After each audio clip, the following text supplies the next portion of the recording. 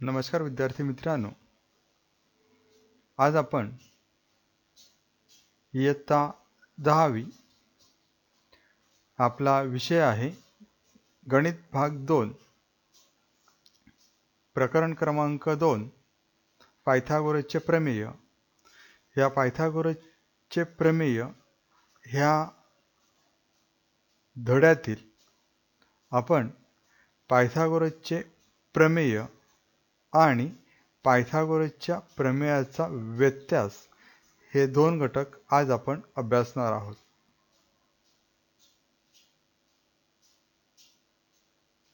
सुरुवातीला आपण पायथागोरसचे प्रमेय ह्याचा अभ्यास करूया।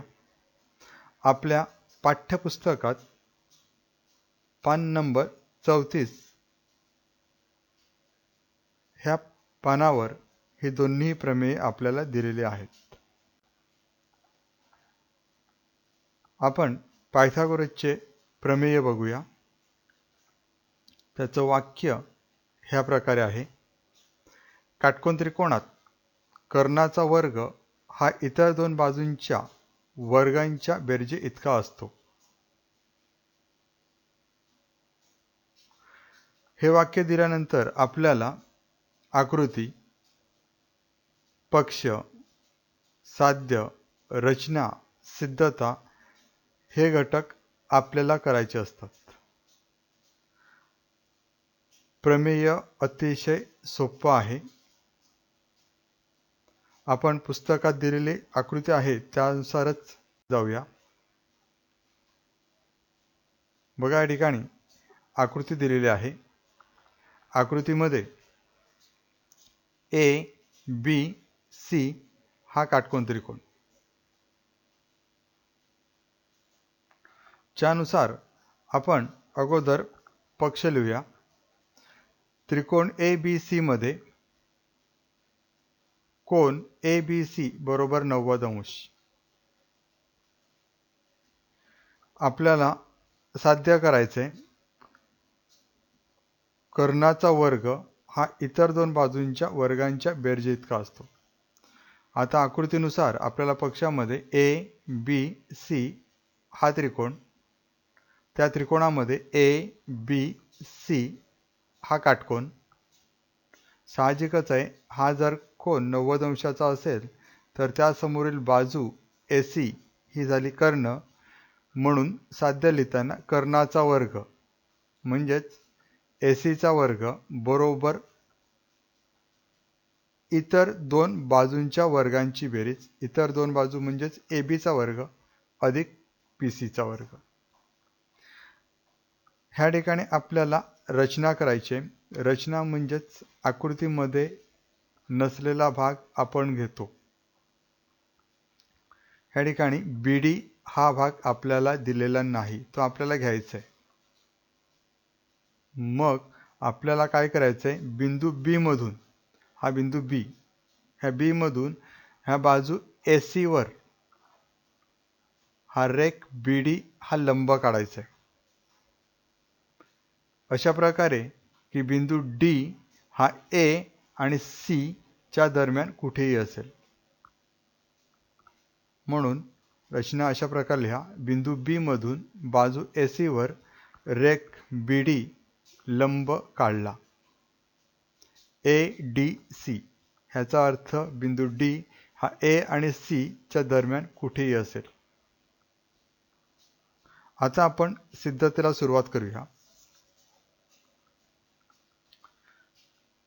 काटकोन त्रिकोण ABC मध्ये आपल्याला काटकोन त्रिकोण दिलेला आहे पक्षामध्ये, त्यानुसार काटकोन त्रिकोण ABC मध्ये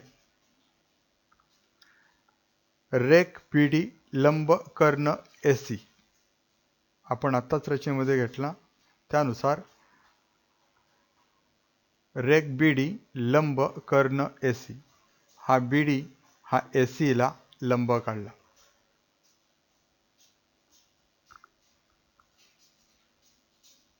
हे विधान महत्त्वाचं आहे। काटकोन त्रिकोणांची समरूपता हा भाग आपण अगोदर अभ्यासलेला आहे, प्रमेय अभ्यासलेला आहे, काटकोन त्रिकोण आणि समरूपता। ABC हा मूळ काटकोन त्रिकोण, हा लंब टाकल्यामुळे ADB हा एक आणि BDC हा दुसरा, हे तिन्ही त्रिकोण परस्परांशी समरूप होतात. हे आपल्याला काटकोन त्रिकोणांची समरूपता ह्या प्रमेयामध्ये आपण अभ्यासलेला आहे.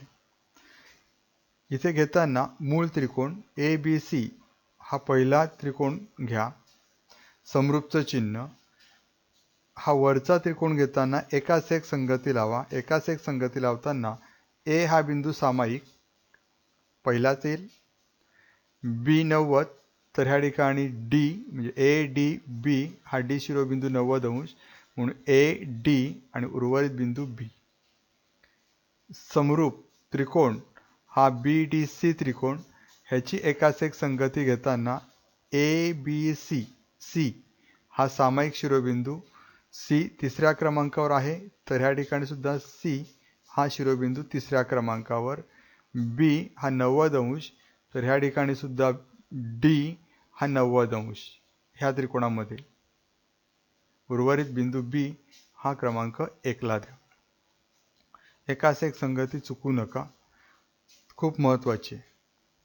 आता आपल्याला ABC हा पहिला त्रिकोण, ADB दुसरा त्रिकोण, BDC हा तिसरा त्रिकोण. आता ह्या तीनपैकी आपण पहिला त्रिकोण ABC आणि ADB हा पहिला आणि दुसरा त्रिकोण घेऊया. त्रिकोण ABC समरूप त्रिकोण ADB. आपल्याकडे हे जे विधान आहे त्यानुसार आपण ही जोडी लिहिली. ह्यांच्या बाजू प्रमाणात लिहूया. म्हणजे AB छेद AD बरोबर BC छेद DB बरोबर AC छेद AB. बाजू प्रमाणात लिहिताना पहिल्या त्रिकोणाचे पहिले आणि दुसरा शिरोबिंदू असेल तर दुसऱ्या त्रिकोणाचा सुद्धा पहिला आणि दुसरा शिरोबिंदूच लिहायचे. पहिल्या त्रिकोणाचा दुसरा आणि तिसरा शिरोबिंदू तर दुसऱ्या त्रिकोणाचा सुद्धा दुसरा आणि तिसरा शिरोबिंदू. अशा प्रकारे पहिला आणि तिसरा शिरोबिंदू असेल तर दुसऱ्या त्रिकोणात सुद्धा पहिला आणि तिसरा शिरोबिंदू. हे झाल्या संगत भुजा. आता ह्या तीन गुणोत्तर आहेत, 1 2 3. ह्या तीन गुणोत्तरांपैकी आपल्याला अशी दोन गुणोत्तरे शोधायची आहेत की ज्या तीन गुणोत्तरांमध्ये कोणता तरी भाग समान असेल. थोडंसं निरीक्षण करा.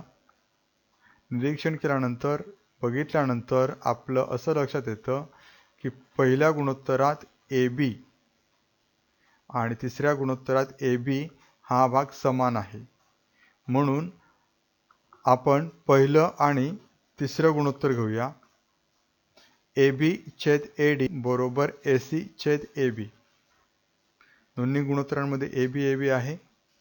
आता ह्यांचा आपण तिरकस गुणाकार करायचा आहे. तिरकस गुणाकार केल्यानंतर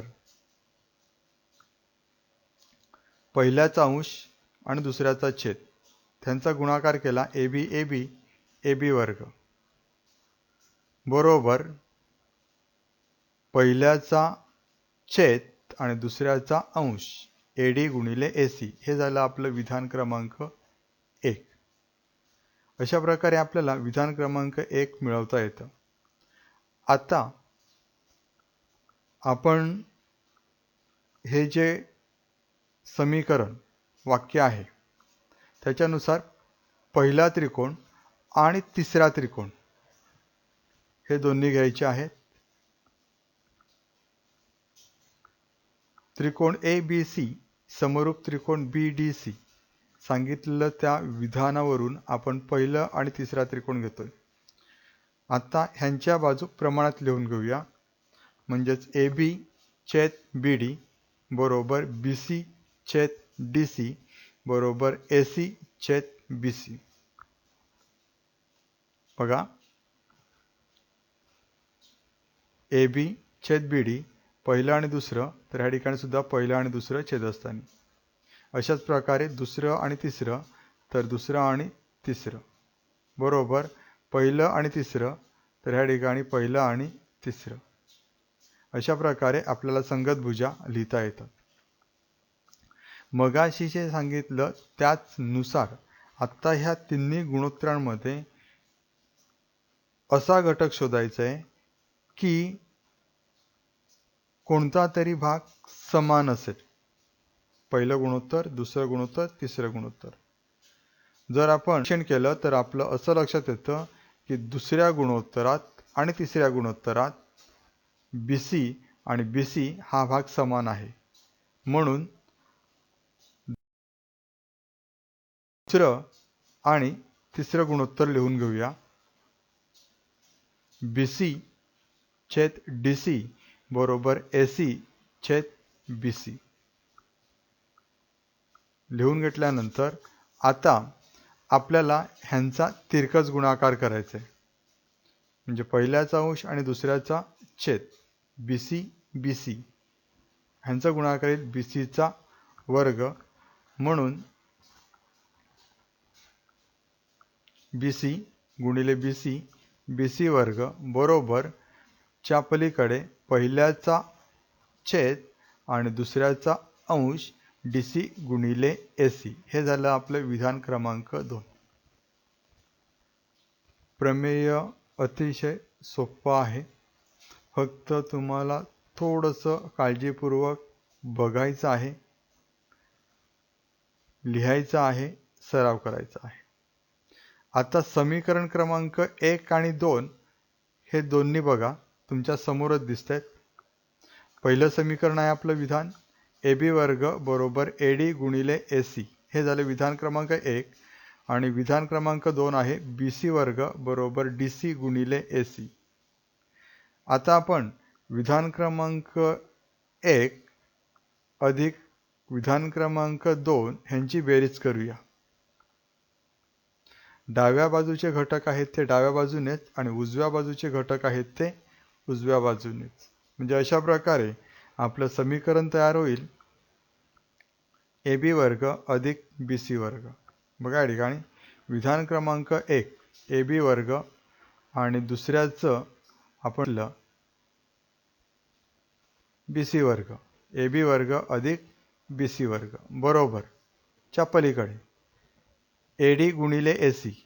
AD गुणिले AC हे बेरजेचं चिन्ह आणि विधान क्रमांक 2 मधील DC गुणिले AC दिसतंय.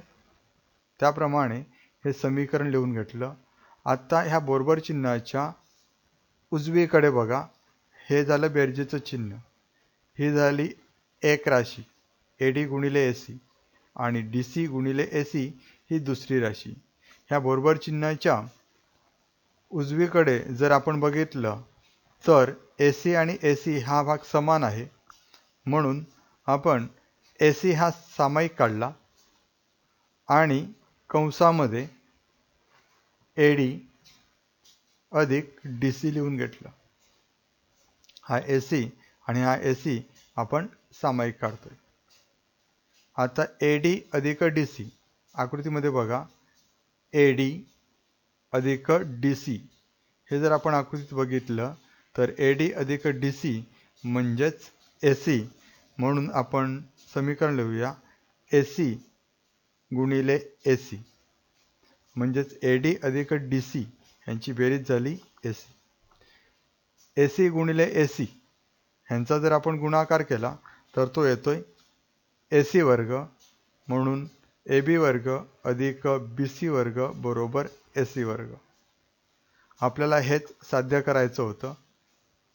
साध्यामध्ये बघा आपण जे साध्य लिहिलेलं आहे AC वर्ग बरोबर AB वर्ग अधिक BC वर्ग. म्हणून त्याप्रमाणेच आपण लिहूया AC वर्ग बरोबर AB वर्ग अधिक BC वर्ग. म्हणजे अशा प्रकारे आपण पायथागोरसचे प्रमेय अतिशय साध्या सोप्या पद्धतीने आपल्याला सिद्ध करता येतं. एक दोन वेळा बघा, सराव करा, तुम्हाला नक्कीच चांगल्या प्रकारे लिहिता येईल. आता आपण आणखीन एक प्रमेय बघूया. पायथागोरसच्या प्रमेयाचा व्यत्यास. पायथागोरसच्या प्रमेयाचा व्यत्यास. याचं वाक्य, एखाद्या त्रिकोणातील एका बाजूचा वर्ग हा इतर दोन बाजूंच्या वर्गांच्या बेरजेइतका असेल तर तो त्रिकोण काटकोन त्रिकोण असतो. वाक्य पुन्हा एकदा बघा. एखाद्या त्रिकोणातील एका बाजूचा वर्ग हा इतर दोन बाजूंच्या वर्गांच्या बेरजेइतका असेल तर तो त्रिकोण काटकोन त्रिकोण असतो. ह्याची सुद्धा आपल्याला आकृती, पक्ष, साध्य, रचना, सिद्धता हे घटक लिहायचे आहेत. अगोदर आपण आकृती काढूया. आपल्याला त्रिकोण ABC दिलेला आहे. एखाद्या त्रिकोणातील त्यानुसार आपण पक्ष लिहूया. त्रिकोण ABC मध्ये एखाद्या त्रिकोणातील आपण त्रिकोण घेतला ABC. आणखीन काय दिलंय?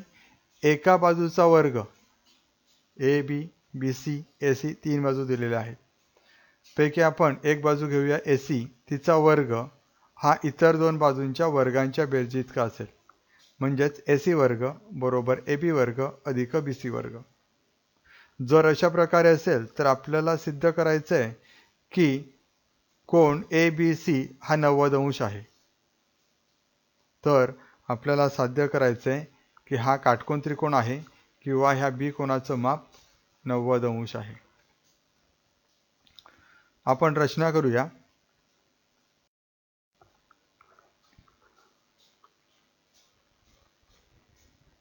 आपण रचना करणार आहोत. आणखीन एक त्रिकोण काढूया.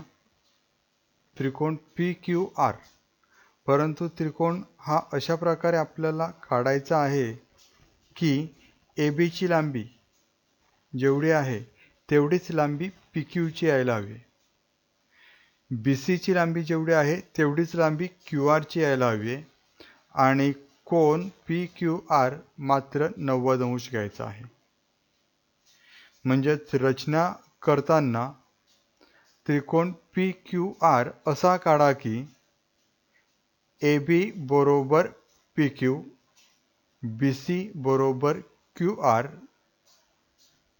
आणि कोन PQR बरोबर 90 अंश. थोडक्यात काय करायचं आपल्याला? दोन्ही त्रिकोण हे सारख्याच मापाचे काढायचे आहेत. फक्त एवढा फरक ठेवायचा आहे की कोन B च्या ठिकाणी 90 अंशाचं माप लिहू नका, मात्र Q च्या ठिकाणी 90 अंशाचं माप लिहा. हा फरक करायचा आहे. सिद्धता घेताना त्रिकोण PQR मध्ये आता आपल्याला आपण जो दुसरा त्रिकोण घेतलाय त्या ठिकाणी बघा. त्रिकोण PQR मध्ये कोन Q बरोबर 90 अंश. कोन Q बरोबर 90 अंश. मग पायथागोरसच्या प्रमेयानुसार कोणता त्रिकोण आपण घेतोय? PQR. म्हणून PR चा वर्ग बरोबर PQ वर्ग अधिक QR वर्ग. पायथागोरसच्या प्रमेयानुसार PR वर्ग बरोबर PQ वर्ग अधिक QR वर्ग. आता आपण ह्या ठिकाणी रचनेमध्ये घेतलं होतं की AB बरोबर PQ. PQ ची किंमत टाकूया AB आणि QR ची किंमत टाकूया BC. म्हणून AB वर्ग अधिक BC वर्ग. AB वर्ग अधिक BC वर्ग. तर AB वर्ग अधिक BC वर्ग आपण थोडंसं पक्षाकडे बघूया. AB वर्ग अधिक BC वर्ग. हे जर आपण बघितलं तर त्याची किंमत आहे AC वर्ग. मग ही किंमत आपण ह्या समीकरणात टाकूया. AC वर्ग पक्षानुसार. ह्या ठिकाणी जर आपण बघितलं तर PR वर्ग बरोबर AC वर्ग. PR वर्ग बरोबर AC वर्ग.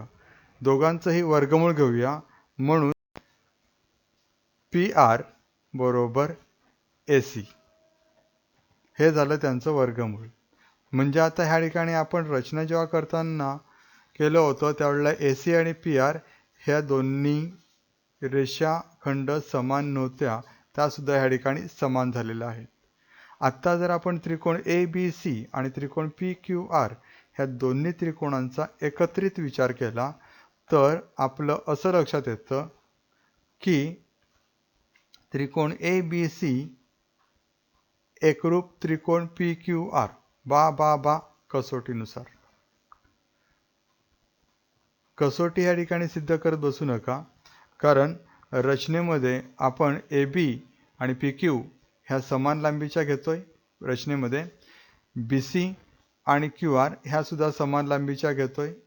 त्याचप्रमाणे AC आणि PR ह्या समान आहेत हे आपण सिद्ध केलं. म्हणून हे दोन्ही त्रिकोण एकरूप होतील बा कसोटीनुसार. आता जर दोन्ही त्रिकोण एकरूप आहेत तर त्यांचे घटक म्हणजे बाजू आणि कोन हे सुद्धा एकरूप होतात. म्हणून कोन ABC चं माप आणि कोन PQR चं माप समान होईल.